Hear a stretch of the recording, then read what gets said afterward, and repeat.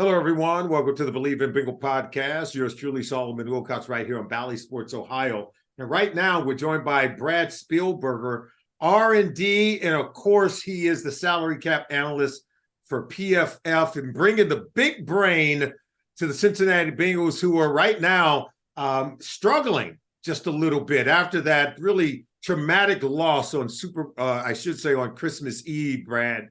It's leaving Cincinnati Bengals fans a little bit hopeless because right now they're on the playoff bubble and it looks like it's about to burst. It does, but a lot of teams, the entire AFC South took an L this weekend, so that certainly helps. And some of those other bubble teams, but obviously the Browns in your own division with another big win in the crazy Joe Flacco story. But look, it was awesome in the early days of the Jake Browning tenure. A lot of great games, great wins against some decent opponents. Fell back down to earth a little bit, but there's still some games left, still football to be played. It's not over just yet. Yeah, this was a game that Cincinnati Bengals and the fans came in. They were riding a 3-game win streak.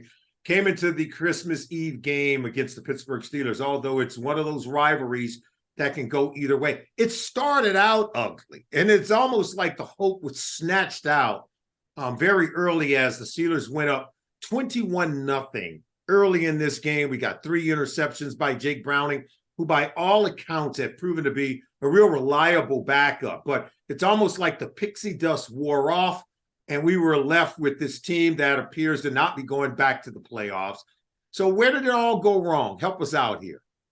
The weird thing is, you look at some of the common narratives with an early lead like that and how a team can kind of just continue to, dominate once they get that early lead. You didn't really see a lot of that from Pittsburgh. So they had one rush of 10-plus yards the entire first half. It was a lot of yards after the catch, yards after contact. Obviously, George Pickins breaks off the the slant for, an 85-yard touchdown or whatever it was. So, and then you let this defense in Pittsburgh, which has been reeling to a degree, for them at least, you let them tee off. You have TJ Watt and Alex Highsmith playing very good football. They have a great rotation now on the interior. You saw your old friend Larry Ogunjobi a little bit for them. And, that interior rotation with County Benton, the rookie, obviously Cam Hayward is an all-pro level player. They all had a good game too, Montrevious Adams, etc. So they are built to play with a lead, and Mason Rudolph, to his credit, just came in, got the ball out very quickly, low average time to throw, let Deontay Johnson and George Pickens just go to work in space, some checkdowns to Jalen Warren. But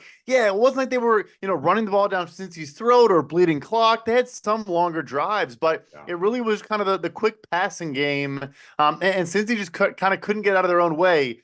Not even just the interceptions, the Yeshivas ball down the sideline that he almost reeled in.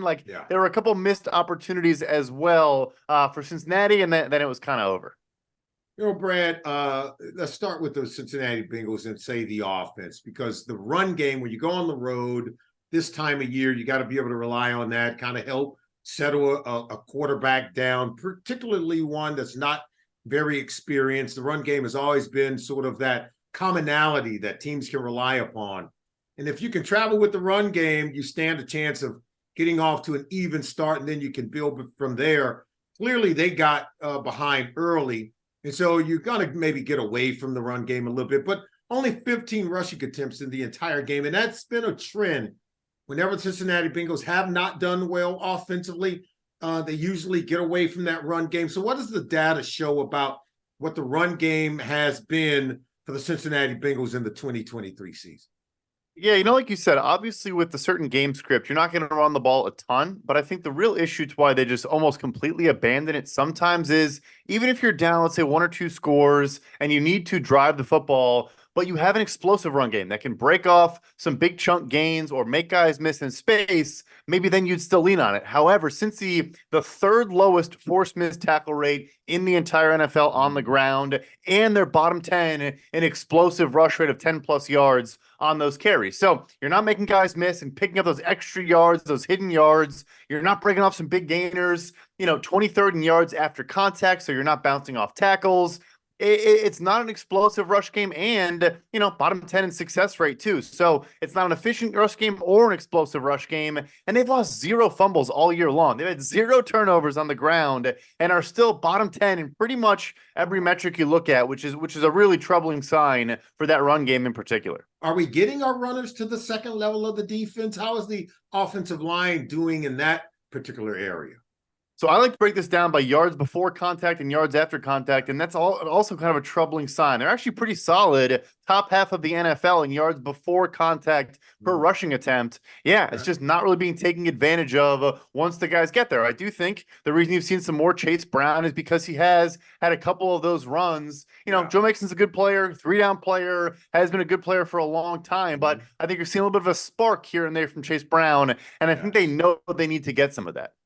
Yeah, the elusive rating, I would imagine, has to be pretty good for Chase Brown. Has not been good with the other running backs. The ability to make the first unblocked defender miss, highly important in the National Football League at the running back position. And one of those metrics that I think you really have to use when evaluating running backs. We see it with Chase Brown, and unfortunately have not seen a whole lot from Joe Mixon. Talk to me about the offensive line just in terms of sacks allowed, pressure percentage allowed. We spent a lot of money on this offensive line over the last couple of years, and with all the money we're pouring into Joe Burrow, what we're going to have to pay, maybe potentially T. Higgins and certainly Jamar Chase, we're going to have to live with the offensive line we got. So how are they doing so far?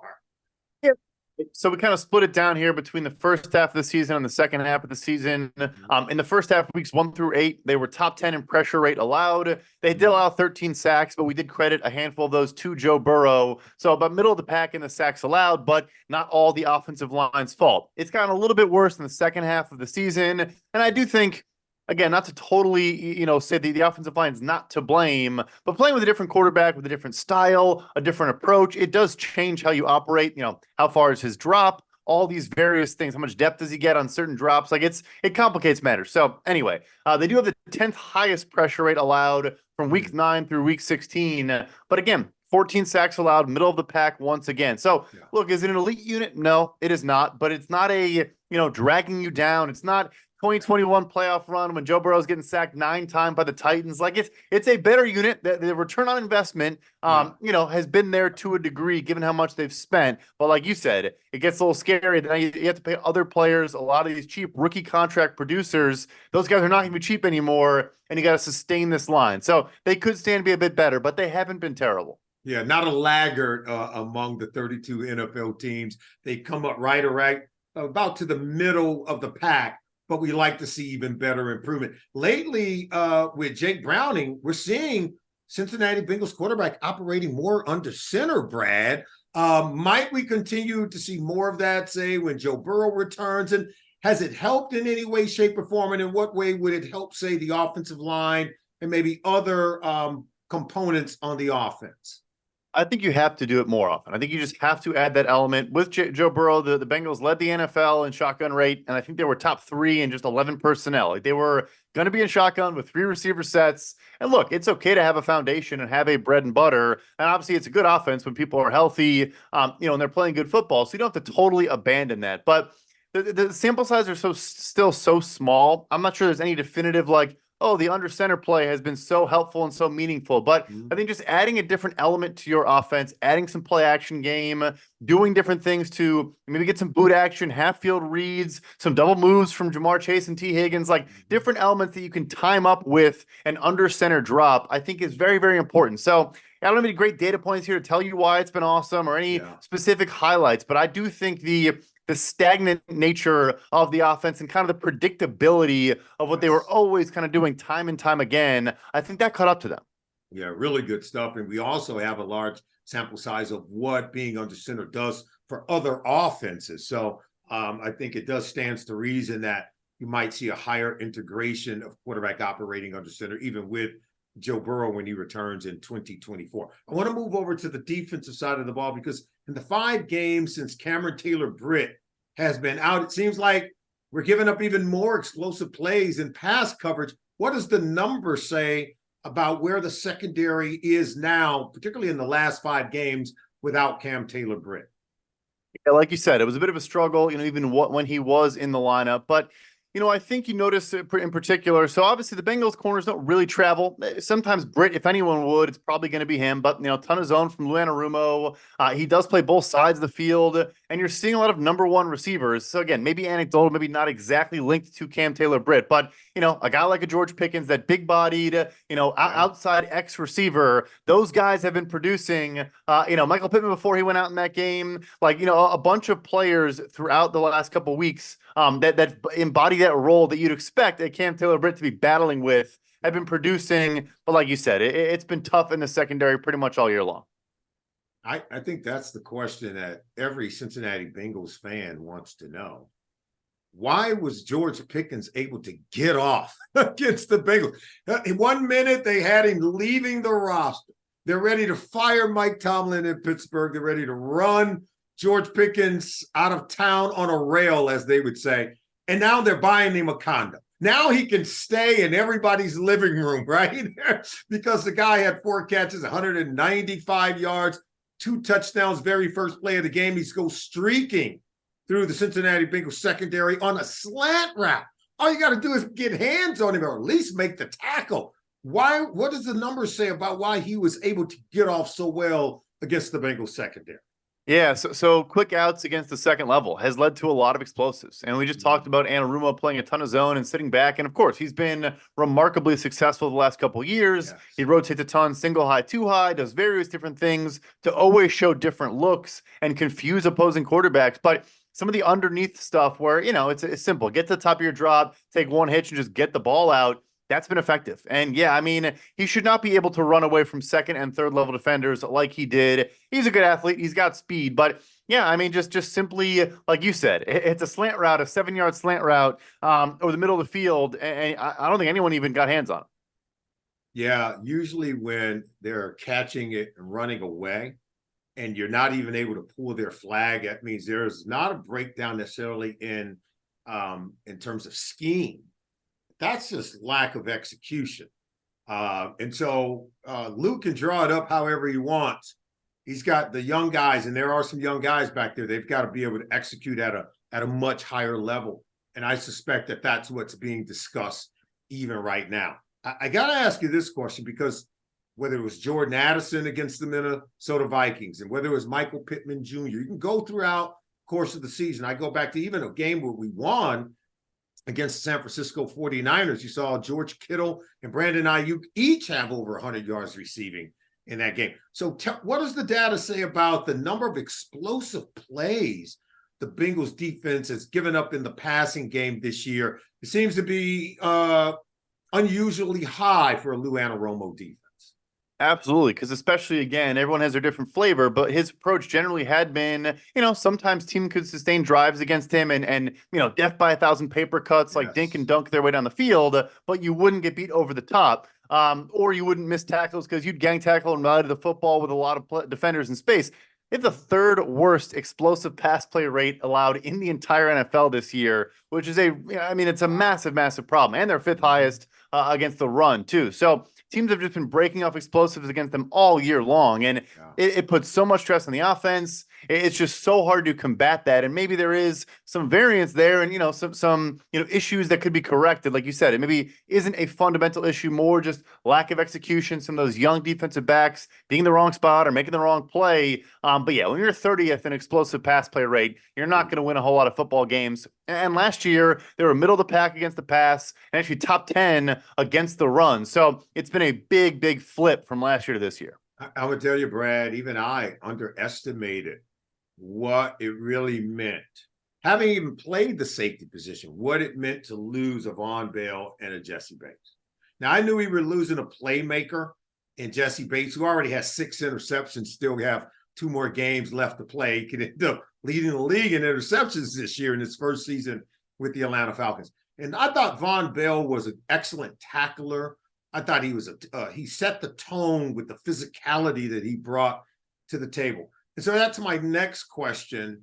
How are the Cincinnati Bengals, just the defense rating in terms of yards allowed after the catch, yards allowed after contact? Because tackling is so very important. And not just the Bengals defense, but other defenses around the league. This has been a huge talking point around the National Football League. How have they done in that area? Yeah, I think Jordan Battle's coming along pretty nicely as that guy that makes plays near the line of scrimmage. But that loss of that deep third roamer, in a Jesse Bates, I think has been, obvious and notable. And like you said, he's doing great in Atlanta. So they're actually not terrible with missed tackles, but the big thing that jumps out for them is they're bottom 10 in yards after contact allowed. So, for us, that would mean a missed tackle is you just get juked or you just don't, take a poor pursuit angle and just don't make a play. Right after contact, you're trying to make a tackle. Either you're going high on a guy or trying to grab an ankle and just not making the play. Bottom 10 in the NFL, and that particularly, I think, is the big issue that jumps out. And again, not Bates was a lot kind of on the back end, but if he needed to make a play, he often did. Didn't let a guy get turn a 20-yard gain into an 85-yard touchdown. As you've seen a lot this year. Hey, I know it's early. We still have 2 games left in the regular season. We're not in the free agency period. We're not in the draft period. But you are the research and development guy at PFF. You do great work, by the way, and also understanding salary cap. What I'm looking at in terms of what the Bengals might have to address, and that's what they're deciding. These games are going to determine where they're going to be looking to improve themselves once they do enter the offseason. Just at first glance, what are some of the areas of concern that you could see them needing to address this offseason? Yeah, I think the biggest one for me, and I feel terrible for him with the timing here, but DJ Reader was going to be a pending free agent. It is a pending free agent now, of course, dealing with a tricky injury there, but I think that's the one that jumps out to me. I think he's been a difference-making impact player on the interior. BJ Hill's a good piece. They've had some growth from some young pieces, but I think interior of that defensive line is probably where I start. And there are some solid players pending to hit free agency there. And then, of course, Jonah Williams, pending free agent at right tackle. I think he's been okay for a guy that switches sides from left tackle to right tackle. I think hadn't started there since 2017 in college at Alabama. So it had been quite some time since he played there. He's been okay, but I think they probably go a different direction there. So, yeah, interior DL, right tackle, and then, of course, third receiver, slot receiver type. If they don't bring back a Tyler Boyd, maybe more on the back end at safety or corner. But I start where I mentioned, interior D-line and offensive line, the trenches. Yeah, in the trenches, you get bigger, you get more physical. You can always use enough corners. You can never have enough of those, Brad. And one last question, at least on that note. A lot of people are asking about T. Higgins. Is this a franchise tag situation? He always, and not most of the time, but always steps up. Whenever Jamar Chase is out, he's an instant number one. If you give him enough looks and enough target, this is a guy that delivers for you. 110%. Yeah, no, he'd be a number one receiver on half the teams in the NFL. He just happens to be playing, within elite talent in Jamar Chase. So, yeah, I think he is a franchise tag candidate. I'd be somewhat surprised if that's not the direction they go. Yeah. Just like a Jesse Bates, maybe you do get a deal done, maybe you don't. That'll all happen over the course of the next couple months. Unfortunately for him, he's had some injuries of his own and maybe didn't have the greatest contract year he was hoping for. But like you said, you see the value, that incredible touchdown a couple weeks ago, extending for the pylon. Like he makes plays not a lot of guys can make. And that is always evident, even in a bit of a down year. So, look, the Bengals are now getting ready to head to Arrowhead Stadium to take on a Kansas City Chiefs team that surprisingly, Brad, has lost 5 of their last 8 games. This is the first time since Patrick Mahomes has been a starter for this team that they have not won 12 or more games in a regular season. It's incredible. They've lost 3 straight games at Arrowhead Stadium. What's going on with the Kansas City Chiefs? I think it's a couple things, and not the obvious ones that everyone's talking about. So look, do the receivers drop too many balls? Yes. But I think which is always a problem, of course. Yeah. But first for me is they don't have anyone that can separate quickly at the line of scrimmage. And that, unfortunately, now I think also includes Travis Kelce. He's still, of course, one of the best tight ends, maybe the best pass-catching tight end of all time. But he's in his, early mid-30s, and he's not quite the same guy he's always been. But, I love the rookie Rashee Rice. Right now, his game is find the soft spot against zones and get yards after the catch. He's not running nuanced routes and has great release packages. That's not his game. So they have no one that can get open quickly. And then no one's really talking about, I think, as much as the receiving, their pass protection is not good enough. I mean, they go out and they change both tackles. Donovan Smith at left tackle. They pay a huge price for Juwan Taylor at right tackle. He has not been even close to the price tag. Yeah, they'd rather have Orlando Brown. I'm sure Bengals fans will love that snippet. Than Juwan Taylor. And so Mahomes has the lowest average depth target in the NFL, which is crazy to say given his talent, because guys are not getting open, and then he doesn't have enough time to wait for things to develop downfield. Yeah, they've been bad for about 2 months now. Why are they so vulnerable at home? Arrowhead Stadium used to be one of the more toughest places to go into play. And now each of the last three teams, the Philadelphia Eagles, the Buffalo Bills, and the Raiders go into Arrowhead Stadium. They snap a 6-game losing streak to the Chiefs, and they just have their way with them, scoring twice on defense, even a pick 6 off Patrick Mahomes. We're seeing things happen to this Chiefs team that we have not seen since Mahomes has become their starting quarterback. Not even close. And you mentioned the pick 6. I mean, that was the most telegraphed pass maybe of Mahomes' career. Like a clear back shoulder ball to the side. Like we all knew it was coming, which is wild to see for Patrick Mahomes. Yeah, I mean, it is interesting. You always hear Arrowhead is one of the toughest places to play. Mm-hmm. You know, I don't know if it's the loss of the run game with Pacheco went down. I know he played this pass game, but they didn't have that element at all. So some bad weather, and they're still relying on this passing game that just isn't effective right now. But yeah, I mean, he hadn't lost back-to-back games in a couple of years. He hadn't lost 3 out of 4 games in his NFL career. And now he's losing a bunch of games at home. It is not the Chiefs we've seen the last 5 seasons. You know what? This time last year, Brad, I was saying remember early December, the Bengals and the Chiefs played one another at Paycor Stadium. And I said, NFL schedule makers, just give us this one every year. Give us Bengals Chiefs every year. Give us Mahomes, Burrow every single year. Well, they tried, right?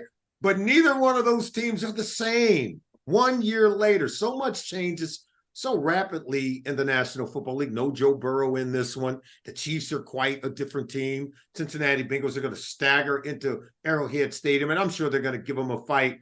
But it's not the same team that was last seen entering Arrowhead Stadium in that AFC Championship game. What kind of game do you anticipate? And how can the Bengals and Zach Taylor give this team any shot of going in there and getting a win against an angry Kansas City Chiefs team?